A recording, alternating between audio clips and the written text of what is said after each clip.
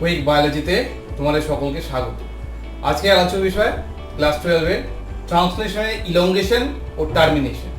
এর আগের ভিডিওতে ট্রান্সলেশনের ইনিশিয়েশন পার্টটা আলোচনা করেছি, এই ভিডিওতে ইলংগেশন ও টার্মিনেশন পার্টটা আলোচনা করব।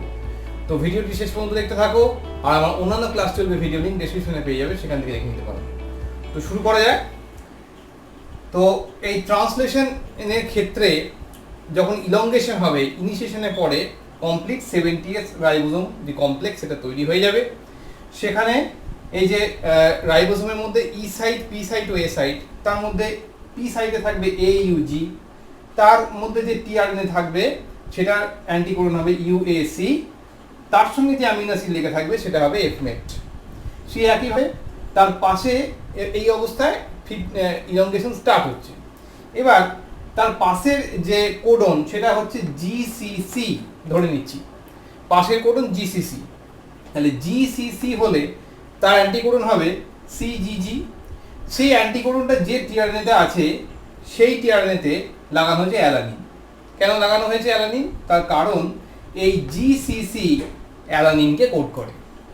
তাহলে সেই অ্যামিনো অ্যাসিড টিআরএনএ সিনথেটেজ যে পদ্ধতিতে প্রথমে অ্যামিনো অ্যাসিডকে চার্জ করবে, তারপরে সেই অ্যামিনো অ্যাসিডটাকে এই টিআরএনএর সঙ্গে বসিয়ে দেবে, অ্যালানিন টিআরএনএর সাথে।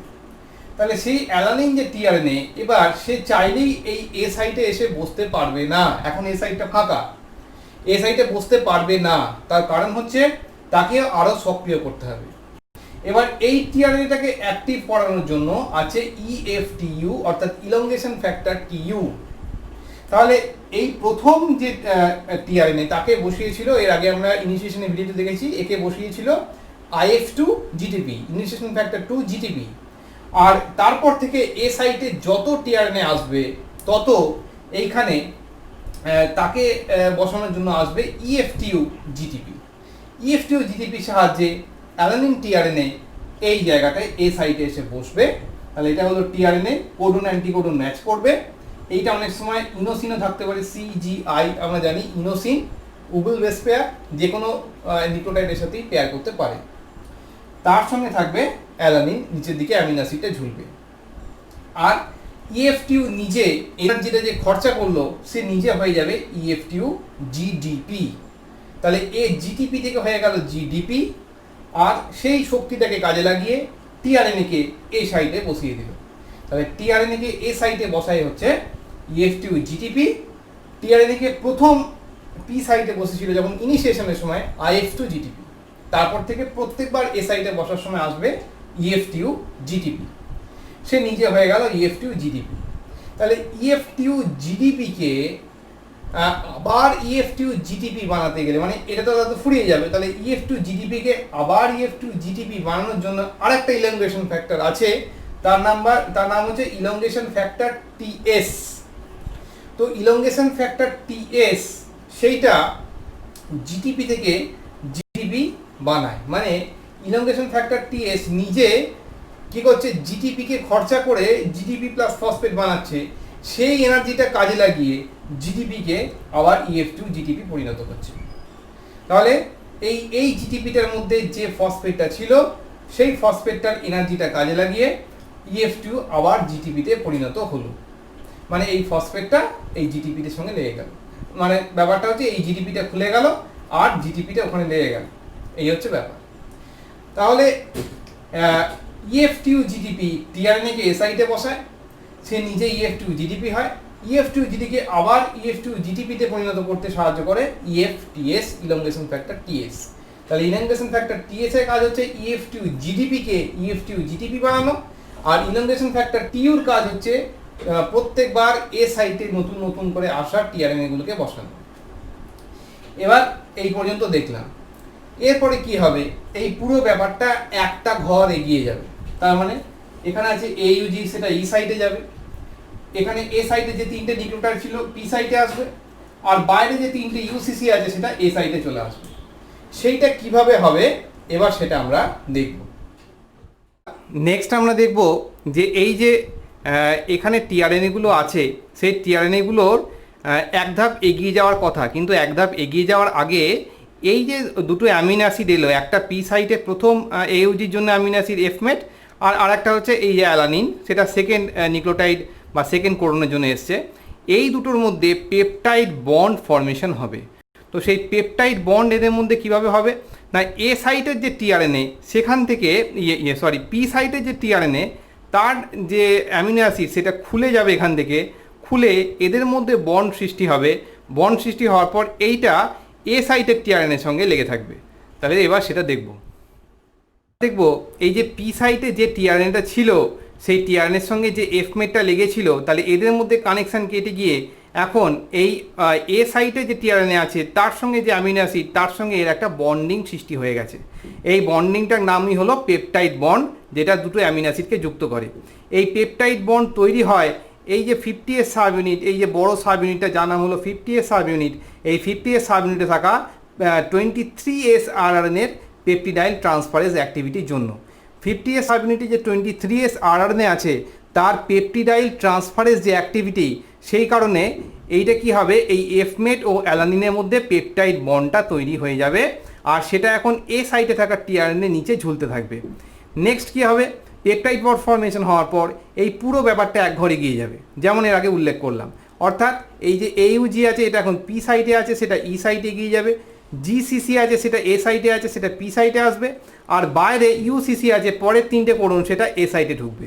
তাহলে এইটার জন্য এই এক ঘর এগিয়ে যাওয়ার জন্য, অর্থাৎ একটা কোডন এগিয়ে যাওয়ার জন্য এই রাইবোজোমকে যে শক্তিটা খরচা করতে হয়, যে শক্তি প্রদান করে, সেটা হচ্ছে EFG GTP। এই EFG GTP রাইবোজোমকে এক ঘর এগিয়ে নিয়ে যাওয়ার জন্য এনার্জি প্রোভাইড করে।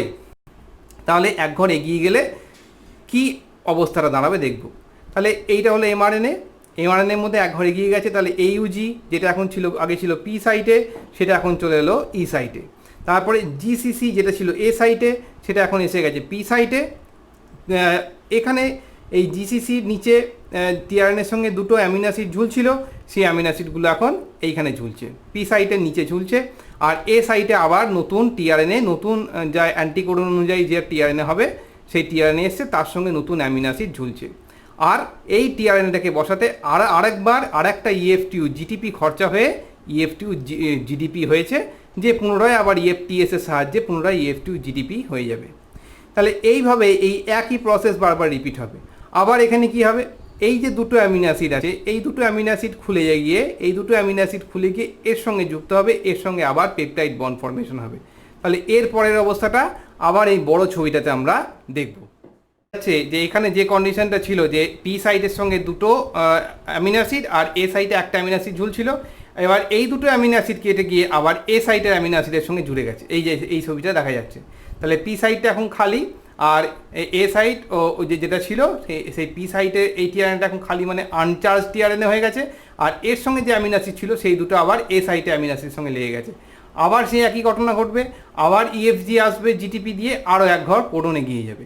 এইভাবে ইলংগেশনের পর আর যেটা ই সাইটে যে টিআরএনএটা ছিল সেটা এবার এখান থেকে বেরিয়ে চলে যাবে এক্সিট সাইড দিয়ে। ই সাইড মানে এক্সিট সাইড, তাহলে এক্সিট সাইড থেকে আনচার্জ টিআরএনএগুলো বেরিয়ে যাবে।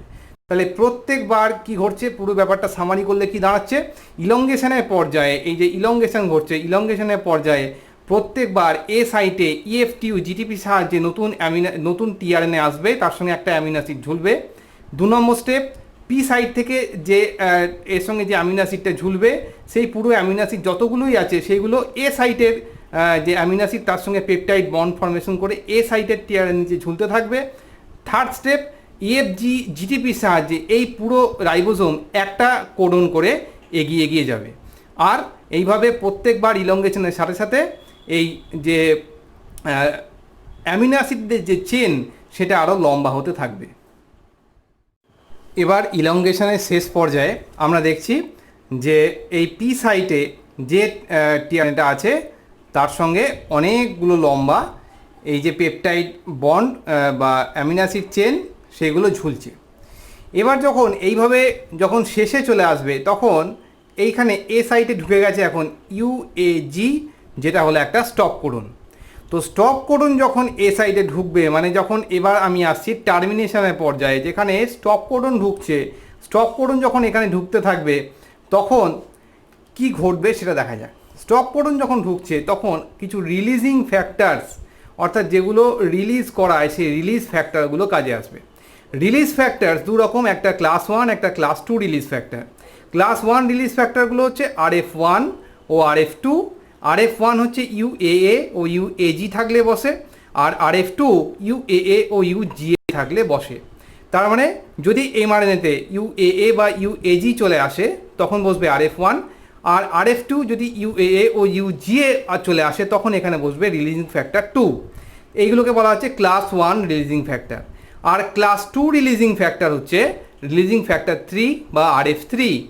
RF3 এই RF1 ও 2কে রিলিজ করায়, মানে class 2 releasing factor class 1 releasing ফ্যাক্টরগুলোকে আবার রিলিজ করায়, আর রিলিজিং ফ্যাক্টরগুলো এই টিআরএনএগুলোকে এখান থেকে রিলিজ করায়, আর নতুন যে পলিপেপটাইড চেন তাকে রিলিজ করায়।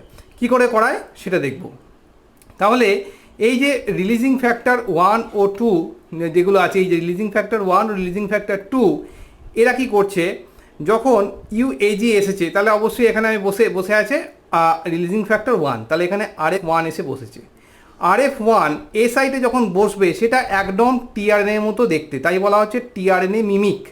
তো সেটা টিআরএনএর মতো দেখতে বলে এবার কি করবে, টিআরএনএ যেটা যেমনভাবে এর সাথে বসবে এও এখানে বসবে, কিন্তু RF1 তো আর টিআরএনএ নয় যে এর সাথে কোনো অ্যামিনো অ্যাসিড লেগে থাকবে, তাই এখানে কোনো অ্যামিনো অ্যাসিড নেই। এবার এ কী করবে, একটা এই যে পেপটাইড বন্ড, সেই পেপটাইড বন্ডটাকে এই পি সাইটে থাকা যে টিআরএনএ সেখান থেকে কেটে দেবে। তাহলে পি সাইটে থাকা যে পেপটাইড বন্ড সেটা এবার কেটে গেল। তাহলে এই পেপটাইড বন্ডটা যদি কেটে যায় তাহলে এখন এই যে পুরো এটা আছে এটা পুরো রিলিজ করে গেল, নতুন যে পলিপেপটাইড চেন তৈরি হচ্ছে সেটা রিলিজ করে গেল, আর এই যে টিআরএনএ সেটা আনচার্জড অবস্থায় থেকে গেল। এরকমভাবে ই সাইটেও আনচার্জ টিআরএনএ আছে, তাহলে ই সাইট ও পি সাইটে যে আনচার্জড টিআরএনএগুলো থাকবে সেগুলো RF1-এর প্রভাবে এবার রিলিজড হয়ে যাবে, আর নতুন যে পলিপেপটাইড চেন থাকলো সেটাও রিলিজড হয়ে গেল।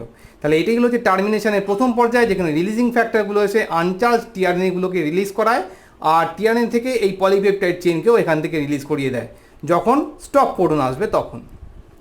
এবার এখন এখানে বসে আছে রিলিজিং ফ্যাক্টর 1। এবার এই রিলিজিং ফ্যাক্টরটাকেও তো রিলিজ করাতে হবে। রিলিজিং ফ্যাক্টরটাকে যখন রিলিজ করাতে হবে তার জন্য দায়ী হচ্ছে এবার রিলিজিং ক্লাস 2 রিলিজিং ফ্যাক্টর বা RF3। RF3 কী করে কাজ করে এবার সেটা দেখব। তো এখন কি আছে, এই যে RF1 সেটাকে এবার রিলিজ করাতে হবে, যেটা হচ্ছে টিআরএনএ মিমিক, যেটা টিআরএনগুলোকে এখন সব খুলে দিয়েছে আর যে পলিপেপটাইড চেন তাকেও খুলে বার করে দিয়েছে। তাহলে এখন আমাকে ভাবতে হবে এই RF1টাকে আমি কি করে ছাড়াবো। তার জন্য আছে RF3, যেটা হলো ক্লাস 2 রিলিজিং ফ্যাক্টর।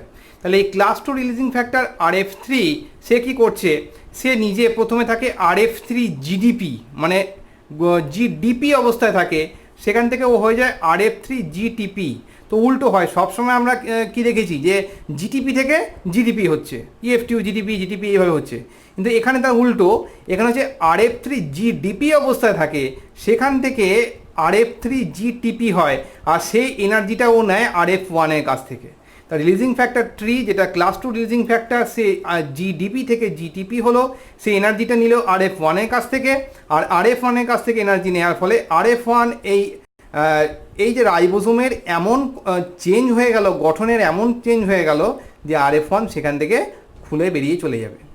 তাহলে RF1 যখন খুলে বেরিয়ে যাচ্ছে তখন এই ব্যাপারটা কি ঘটে, সেই সময় আবার এক রাউন্ড EFG, যেটা ওই এক রাউন্ড ঠেলে দিয়েছিল, সেই EFGটাও কাজে লাগে।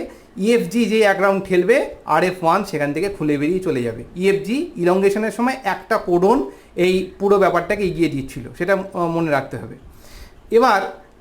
এবার যখন RF1 এই যে খুলে যাচ্ছে তখনই সেখানে আসছে আবার IF3, সে ই সাইটে এসে বাইন্ড করছে। যখন ইনিশিয়েশন পড়েছি তখন আমরা দেখেছি যে ই সাইটে IF3 এসে বাইন্ড করে। ই সাইটে যখন IF3 এসে বাইন্ড করলো তখন IF3 কাজ হচ্ছে এই যে বড় 50S সাবইউনিটকে 30S সাবইউনিট থেকে আলাদা করে দেওয়া। তাহলে কি হলো, IF3 যেই 30S সাবইউনিটে বাইন্ড করলো আর IF1 বাইন্ড করলো তখন 30S সাবইউনিট আর 50S সাবইউনিট আলাদা হয়ে গেল। এই ব্যাপারটায় সাহায্য করে RRF, ribosome releasing factor. Ribosome releasing factor এই যে mRNA থেকে, এই যে mRNAটা আছে, mRNAটা থেকে এই রাইবোসোমগুলোকে রিলিজ করায়। 30S সাবইউনিটে তখন IF3 এসে বসে যায়, তাহলে 30s ও 50s সাব ইউনিটও আবার একটা অপরের থেকে সেপারেট হয়ে যায়। এইভাবে পুরো ট্রান্সলেশনের ইলংগেশন পর্যায়টা শেষ হয়। তো আমরা ডিটেলসে দেখলাম কিভাবে ট্রান্সলেশনের ইলংগেশন ও টার্মিনেশন পর্যায়গুলো ঘটলো। ভিডিওটা অবশ্যই একটু বড় হয়ে গেছে, তো আজকে এখানেই শেষ করছি। যদি ভিডিওটি ভালো লেগে থাকে তাহলে অবশ্যই চ্যানেলটিকে সাবস্ক্রাইব করো, বন্ধুদের মধ্যে প্রচুর শেয়ার করো, লাইক ও কমেন্ট করে জানাও কেমন লাগছে, আর বেল আইকনটি প্রেস করে রাখবে যাতে নতুন ভিডিও আনলে তোমরা সঙ্গে সঙ্গে দেখতে পাও। ধন্যবাদ।